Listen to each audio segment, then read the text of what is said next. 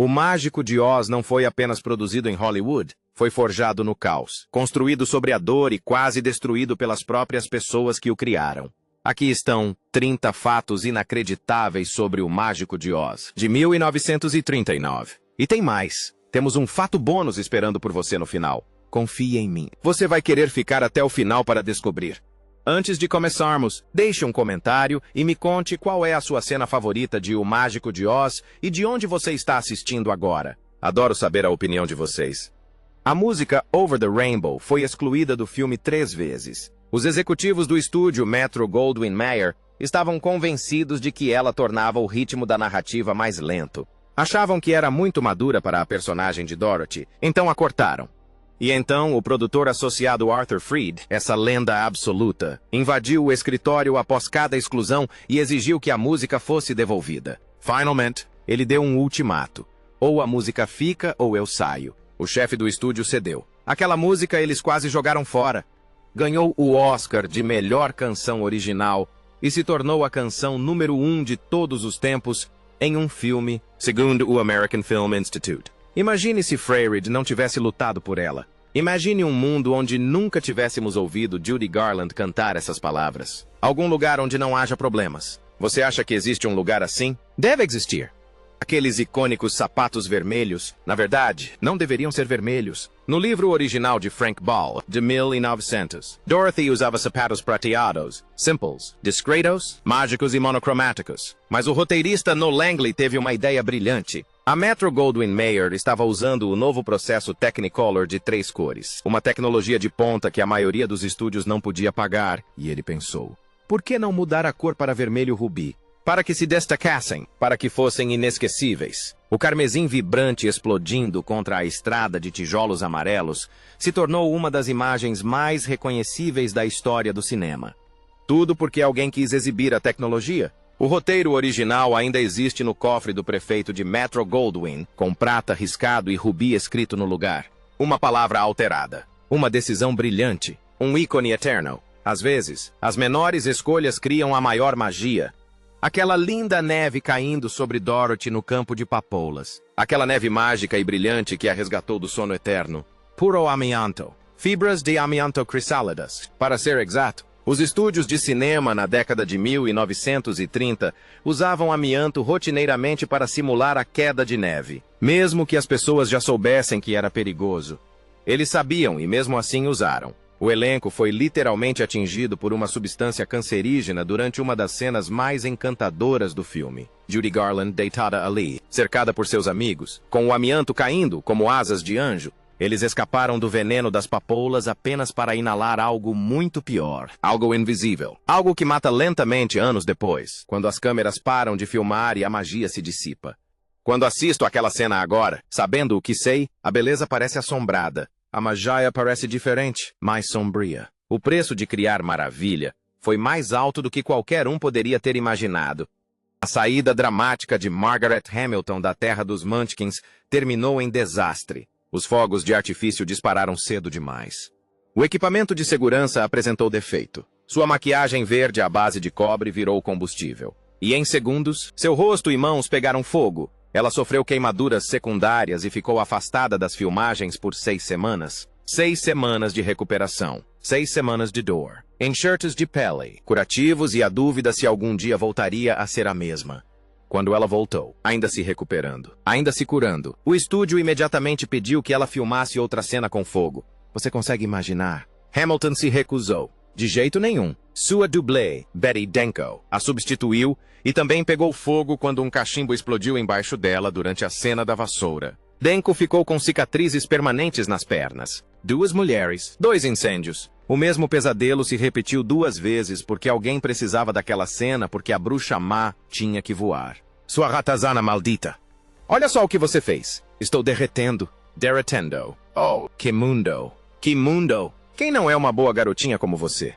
Aquele tornado aterrorizante que leva Dorothy para Oz, sem computação gráfica, sem projeção traseira, sem nenhum truque digital. Uma meia de musselina de 10 metros de altura, girada manualmente por uma manivela e filmada contra nuvens pintadas em um cenário em miniatura. Eles a construíram, giraram-na com motores.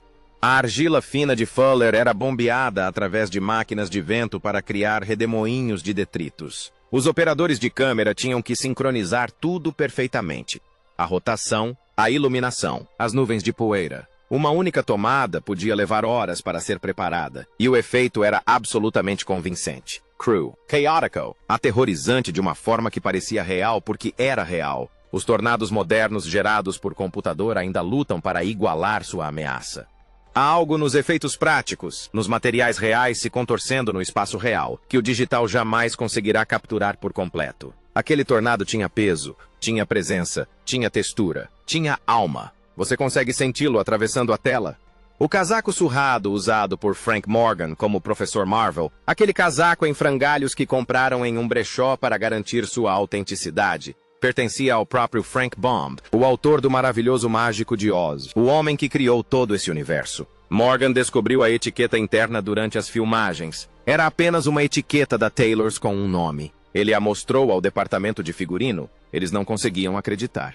O estúdio contatou a viúva de Baum, e ela confirmou a autenticidade do casaco através da alfaiataria, das medidas e das alterações específicas que seu marido havia solicitado anos antes. De todos os casacos usados em todos os brechós de Los Angeles, milhares, dezenas de milhares, eles escolheram aleatoriamente aquele que pertencia ao criador de Oz. Coincidência? Destino, magia vinda de algum lugar além do arco-íris. Chame isso do que quiser, eu chamo de impossível. E ainda assim aconteceu. Algumas histórias se escrevem sozinhas. Terry, ou Terrier Karen, recebia $125 americanos por semana. Os 124 atores que interpretaram os Munchkins ganhavam entre $50 americanos e $100 americanos por semana. Pense nisso por um segundo. Um cachorro que obedecia a comandos básicos, sentava na posição de que latia quando mandado, ganhava mais dinheiro do que dezenas de artistas humanos que cantavam números musicais elaborados, dançavam coreografias complexas, decoravam falas, usavam figurinos sufocantes sob luzes fortes e interpretavam vários personagens ao longo do filme. A desigualdade salarial era chocante. Mesmo para os padrões de Hollywood de 1939, esses eram atores profissionais, artistas talentosos, seres humanos com famílias para sustentar, e eram menos valorizados do que Terry. Os Munchkins finalmente ganharam uma estrela na calçada da fama de Hollywood. 124 artistas, uma estrela coletiva, finalmente homenageados décadas depois. Mas isso não apaga a mágoa, não repara a injustiça. Não muda o que significava valer menos do que um cachorro. As cenas do Kansas não foram filmadas em preto e branco. Foram filmadas em Technicolor e depois pintadas à mão em tom sépia. Cada superfície, cada parede, cada móvel, todo o interior da casa de fazenda foi pintado de sépia. Até mesmo a dublê de Judy Garland, Bobby Koch, foi pintada de cinza. Sua pele, suas roupas, tudo para combinar com o mundo monocromático do Kansas.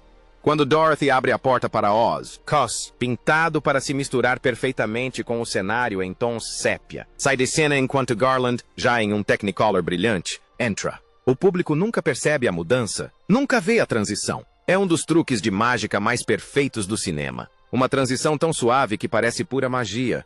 E isso exigiu que uma mulher ficasse completamente imóvel, coberta de tinta, desconfortável, esperando apenas para vender a ilusão por 3 segundos de tempo de tela. 3 segundos que mudaram tudo. 3 segundos que nos mostraram como a mágica se parece quando é real. Bem, você não é ingênua, sabia?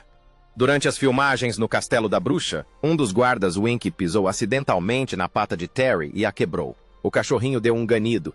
A produção parou. Ela foi levada às pressas ao veterinário. Ossos quebrados. Cirurgia. Recuperação. Ela passou 2 semanas na casa de Judy Garland e algo lindo aconteceu. Elas se tornaram melhores amigas inseparáveis. Garland se apaixonou tanto por Terry que tentou desesperadamente comprá-la do treinador Carl Spitz repetidas vezes. Ofereceram-lhe dinheiro, mais dinheiro, o que ele quisesse. Ele recusou todas as ofertas, todos os apelos. Terry era sua estrela, seu sustento, sua companheira. Quando Terry se recuperou, voltou ao set como uma profissional e terminou o filme sem reclamar. Depois que o Mágico de Oz se tornou um fenômeno, Spitz oficialmente renomeou sua personagem para Toto. Ela foi conhecida pelo nome de sua personagem até sua morte em 1945. Seu túmulo original foi destruído durante a construção da Ventura Freeway, mas o cemitério Hollywood Forever lhe deu um memorial apropriado em 2011. A cadela que fez mais sucesso que os Munchkins finalmente recebeu o reconhecimento que merecia. Os sapatos Ruby no Smithsonian não são um par. Um deles tem a inscrição número 1 Judy Garland. O outro, número 6 Judy Garland. Tamanhos diferentes, 5C e 5BC. Bases diferentes, padrões de desgaste diferentes. Um deles foi claramente mais usado que o outro. As lantejoulas estão mais desbotadas, o salto mais arranhado. Vários pares foram criados para diferentes propósitos durante as filmagens. Close-ups que exigiam um brilho perfeito. Sequências de dança que demandavam flexibilidade. Cenas de caminhada que exigiam durabilidade. Ninguém sabe exatamente quantos pares foram fabricados. 5 pares sobreviveram, talvez 6, talvez mais escondidos no sótão de alguém. Em 2018, o FBI recuperou um par roubado que estava desaparecido desde 2005 e descobriu que combinava com o conjunto incompleto do Smithsonian. Mesmo o objeto de cena mais icônico da história do cinema está incompleto, Quebrado, espalhado por museus e coleções particulares como fragmentos de um sonho que ainda tentamos juntar novamente. A magia vem em pedaços. Sempre foi assim. Buddy Epson foi o Homem de Lata original. 9 dias após o início das filmagens, ele não conseguia respirar. O pó de alumínio em sua maquiagem, pó metálico puro, revestiu seus pulmões. Ele ficou roxo, passou 2 semanas em uma tenda de oxigênio na UTI. O produtor Emvin Loy se cansou de ligar para o hospital e o substituiu por Jack Haley. Epson sofreu com problemas respiratórios pelo resto da vida. Ele culpou aquele maldito filme até o dia de sua morte. Mas aqui está a parte assustadora. A voz de Epson ainda está presente na versão final do filme. Durante a cena em que ele diz, "Vamos ver o mágico", você pode ouvi-lo cantando uma performance fantasma de um homem que quase morreu por um papel que nunca conseguiu terminar. Eu poderia permanecer jovem e animado e trancaria tudo com um zíper, se ao menos eu tivesse um coração. O Mágico de Oz passou por 5 diretores como numa corrida de revezamento amaldiçoada. Norman Taurog filmou testes e depois foi realocado. Richard Thorpe dirigiu por 2 semanas antes de ser demitido. Todas as suas filmagens foram descartadas. George Cukor entrou para o projeto durante a paralisação das filmagens, mas não filmou nada. Ele apenas redesenhou o visual de Dorothy e saiu para trabalhar em E o Vento Levou. Victor Fleming dirigiu a maior parte do filme, mas também o abandonou para se dedicar a E o Vento Levou. King Vidor finalizou as cenas no Kansas, incluindo Over the Rainbow. 5 homens. Filme. De alguma forma, essa porta giratória do caos criativo produziu uma obra-prima. Às vezes, raios caem nos lugares mais inesperados. Durante as 2 primeiras semanas, sob a direção de Richard Thorpe, Judy Garland usou maquiagem carregada de boneca, batom vermelho vivo e uma longa peruca loira. Thorpe queria que ela parecesse uma boneca de porcelana. Quando George Cukor assumiu a direção durante a paralisação da produção, ele removeu tudo isso. Disse à jovem Garland, de 16 anos, para simplesmente ser ela mesma, uma garotinha do Kansas. Todas as cenas já filmadas tiveram que ser destruídas e refilmadas. Aquelas cenas com a Dorothy loira se perderam para sempre. Apenas algumas produções em preto e branco sobreviveram. A maquiagem de espantalho de Ray Bullier era tão agressiva que ressecou seu rosto até rachar e sangrar. A aplicação e remoção constantes, The Areas, deixaram cicatrizes permanentes em sua pele. Ele suportou meses de dor para criar aquele personagem adorável. As cicatrizes duraram o resto de sua vida. Toda vez que se olhava no espelho, via o espantalho refletido. Esse é o preço da imortalidade em Hollywood. Você doa partes de si mesmo que nunca mais voltam a crescer. Após a hospitalização de Buddy Epson, eles trocaram a maquiagem do homem de lata de pó de alumínio para a pasta de alumínio. Mais seguro, certo? Errado. A pasta causou uma grave infecção ocular em Jack Haley, o que paralisou a produção. Após 3 dias de filmagem, decidiram que Haley estava brilhando demais. Mudaram a maquiagem dele novamente para que parecesse mais enferrujado. Descartaram toda a filmagem. Por 60 mil, desperdiçaram cerca de 1,2 milhão de dólares americanos hoje porque alguém não gostou do brilho. O papel do Homem de Lata quase destruiu 2 atores. Custou uma fortuna e atrasou a produção por semanas. Alguns papéis são amaldiçoados desde o início. Vários atores que interpretavam os macacos voadores ficaram gravemente feridos quando os cabos de aço do piano que os sustentavam se romperam durante as sequências aéreas. Eles caíram no chão do palco de alturas consideráveis. Isso aconteceu em 1938. Sem cintos de segurança modernos, sem coordenadores de dublês, sem regulamentações. Esses atores literalmente arriscavam a vida para criar as sequências de terror que ainda assustam crianças hoje em dia. Da próxima vez que você vir aqueles horrores alados descendo sobre Dorothy, lembre-se de que pessoas reais caíram do céu para tornar aquele momento possível.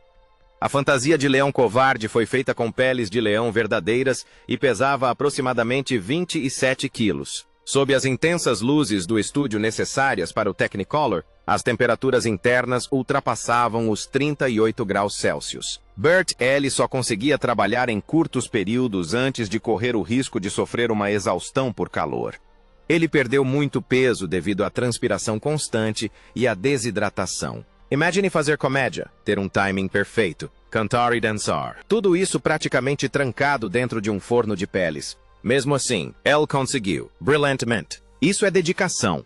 Judy Garland, de 16 anos, ganhava $500 americanos por semana como a estrela principal do filme. Ray Bullier e Jack Haley ganhavam $3.000 americanos cada.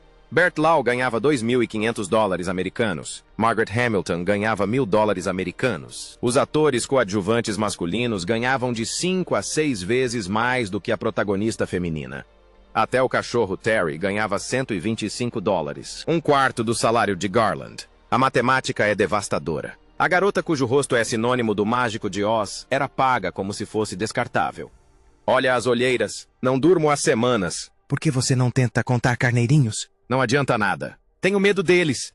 Durante a cena de apresentação de O Leão Covarde, Garland não conseguia parar de rir da atuação de Burt Lahr. O diretor Victor Fleming ficou tão frustrado que lhe deu um tapa na cara. Uma menina de 16 anos, agredida por um homem adulto. Após a gravação da cena, Fleming, aparentemente envergonhado, ordenou à equipe que lhe desse um soco no rosto. Garland, em vez disso, o beijou. Várias testemunhas no set confirmaram o ocorrido. Não falamos o suficiente sobre isso. A violência por trás da magia. Judy Garland já tomava remédios antes de O Mágico de Oz, mas a produção intensificou tudo. O estúdio lhe dava pílulas para emagrecer e anfetaminas para mantê-la magra e energizada durante as 18 horas de filmagem diárias. Os executivos a chamavam de a porquinha gordinha de Maria Chiquinha. Ela era usada com um espartilho apertado, dentadura postiça e discos de borracha nas narinas para remodelar o nariz. O Mágico de Oz marcou o início da luta de Garland contra o vício e os problemas de autoimagem, que duraria a vida toda. Ela morreu aos 47 anos. Às vezes me pergunto quantos anos aquele filme lhe custou. Quanto de Judy Garland se consumiu naquela estrada de tijolos amarelos? Não há lugar como o lar. Não há acorde. Querida, não há lugar como o lar. Não há lugar como o lar. O prefeito de Metro-Goldwyn queria desesperadamente Shirley Temple para o papel de Dorothy. Eles tentaram trocar Clark Gable e Jean Harlow com a 20th Century Fox, mas Jean Harlow morreu de insuficiência renal aguda em junho de 1937 e o negócio fracassou. Temple era uma fã devota de Oz. Quando sua mãe lhe disse que ela poderia interpretar Dorothy, Shirley, de 9 anos, disse que queria ir ao Kansas e conhecer Dorothy Gale. Ela achava que Dorothy era real. Isso parte meu coração. A inocência de acreditar que a magia existe, para depois vê-la desaparecer porque alguém morreu.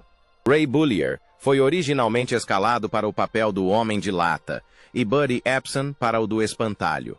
Mas o ídolo de infância de Bullier, a estrela de vaudeville Fred Stone, havia interpretado o Espantalho na versão teatral de 1902. Stone inspirou o jovem Bullier a se tornar um artista. Bullier insistiu para trocar de papel. Epson concordou generosamente, sem protestar. Essa decisão, inadvertidamente, salvou a vida de Epson quando a maquiagem do Homem de Lata o envenenou. Às vezes, os papéis que não conseguimos são os que nos salvam.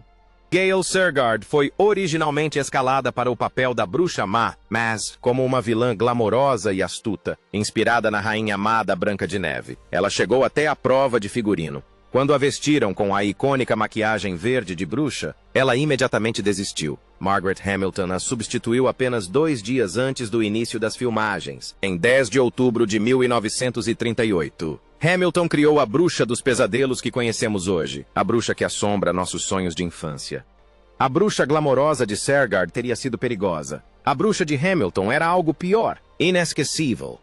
Tanto W.C. Fields quanto Burt, ele recusaram o papel do mago. O papel acabou ficando com o ator Frank Morgan, que interpretou 5 papéis no total: Professor Marvel, o porteiro, o taxista, o guarda e o mágico. A versatilidade de Morgan economizou tempo de produção e criou a ideia memorável de que todos em Oz se parecem com alguém do Kansas. 5 personagens. Amador. Isso é amplitude. Isso é talento. A cena deletada mais famosa da história do cinema. A bruxa má envia um inseto mágico rosa e azul para a floresta assombrada. Quando ele morde os personagens, eles dançam descontroladamente até a exaustão. Toda a elaborada sequência foi filmada com coreografia completa e efeitos especiais cortados para reduzir a duração do filme. Tudo o que restou. Filmes caseiros que o compositor Harold Arland gravou durante os ensaios, a trilha sonora completa e algumas fotos de produção. As filmagens originais se perderam para sempre. Às vezes penso naquela cena perdida. Imagino que magia se perdeu na sala de edição. Que sonhos nunca chegaram às telas. O Mágico de Oz custou 2,8 milhões de dólares americanos para ser produzido, o dobro do orçamento médio de um filme da Metro-Goldwyn-Mayer, e arrecadou apenas 3 milhões de dólares americanos em seu lançamento original. O filme mal se pagou, só se tornando lucrativo com os relançamentos nos cinemas na década de 1940. O filme que se tornou o mais assistido da história foi inicialmente um fracasso financeiro. Felizmente, E o Vento Levou arrecadou bilhões e salvou a prefeitura de Metro-Goldwyn. Às vezes, a arte precisa de tempo para encontrar seu público. Às vezes, o mundo não está pronto para a magia até anos depois. De 1968 a 1984, as emissoras de televisão cortaram progressivamente mais cenas para vender espaço para comerciais. No início dos anos 80, a Columbia Broadcasting System removeu a dedicatória de abertura, a cena de Dorothy fugindo da fazenda, as cenas do ciclone, a sequência em que os Munchkins seguem pela terra e a cena que estabelece o campo de papoulas. A Columbia Broadcasting System só exibiu a versão completa novamente em 1985, usando compressão de tempo. Eles destroçaram uma obra-prima para vender detergente e cereal matinal. Em 1956, a Columbia Broadcasting System comprou os direitos de transmissão televisiva e começou a exibir O Mágico de Oz uma vez por ano. Essa transmissão anual criou uma tradição americana que durou até 1999. Famílias se reuniram. Crianças que assistiram nos anos 60 mostraram para seus filhos nos anos 80, que mostraram para seus filhos nos anos 2000. O que fracassou financeiramente nos cinemas se tornou o filme mais assistido na televisão. Às vezes, a magia não morre. Ela apenas espera pelo meio certo, pelo momento certo, pela geração certa para se apaixonar. Mais de uma dúzia de roteiristas trabalharam no roteiro, incluindo o poeta Ogden Nash e o ator Burt L. Versões iniciais eliminaram toda a magia. O espantalho, o homem de lata e o leão eram apenas trabalhadores rurais do Kansas disfarçados. O recurso narrativo de que tudo não passava de um sonho foi adicionado porque Metro-Goldwyn-Mayer acreditava que o público de 1939 não aceitaria magia de verdade. Eles tinham pavor de fantasia, morrendo de medo de pedir ao público que acreditasse. Ainda bem que alguém teve coragem. Ainda bem que alguém acreditou em Oz. O Mágico de Oz foi indicado a 6 Oscars: Melhor Filme, Fotografia, Direção de Arte, Efeitos Especiais, Trilha Sonora Original e Canção Original. Ganhou 2 indicações: Melhor Trilha Sonora Original e Melhor Canção Original por Over the Rainbow. Judy Garland recebeu um Oscar juvenil. O filme perdeu o prêmio de melhor filme para E o Vento Levou, dirigido por Victor Fleming, o mesmo diretor de A Maior Parte de Oz. Fleming ganhou o prêmio de melhor diretor por E o Vento Levou. Homem, 2 filmes imortais, 2 legados diferentes. Ele é lembrado pelo vento, mas eu penso no seu Oz. A lenda urbana mais persistente de Hollywood afirma que é possível ver um Munchkin morto pendurado em uma árvore durante a cena Vamos Ver o Mágico. A verdade é uma das aves exóticas que o prefeito de Los Angeles, Metro-Goldwyn, pegou emprestada do zoológico para criar um cenário de natureza selvagem. O boato explodiu durante o 50º aniversário, em 1989. Mas aqui está a prova definitiva. As cenas da floresta foram filmadas antes mesmo de os atores que interpretavam os Munchkins chegarem ao set. A cronologia torna a morte de um Munchkin literalmente impossível. Mesmo assim, a lenda persiste. Queremos que nossos filmes de infância sejam assombrados. Queremos a escuridão à espreita no fundo. Talvez isso diga algo sobre nós. Talvez precisemos do mito mais do que da verdade. O Mágico de Oz completa 85 anos este ano. 85 anos de crianças descobrindo a estrada de tijolos amarelos. 85 anos de sapatos de rubi, cidades de esmeralda e bruxas derretendo em poças d'água. Minha avó mostrou para minha mãe. Minha mãe me mostrou. Um dia, mostrarei para minha filha. Esse é o poder da verdadeira magia. Não se desvanece, não envelhece, não desaparece quando os créditos sobem. O Mágico de Oz foi construído sobre dor, caos e pesadelos de estúdio. Mas o que emergiu desse caos foi algo eterno. Algo que nos lembra, mesmo agora, mesmo depois de tudo o que está além do arco-íris, que os sonhos realmente se tornam realidade. Obrigado por assistir. Se você aprendeu algo novo hoje, deixe um comentário. Conte-me qual fato mais te chocou. E nos vemos no próximo vídeo. Boa viagem, seja qual for o seu caminho de tijolos amarelos.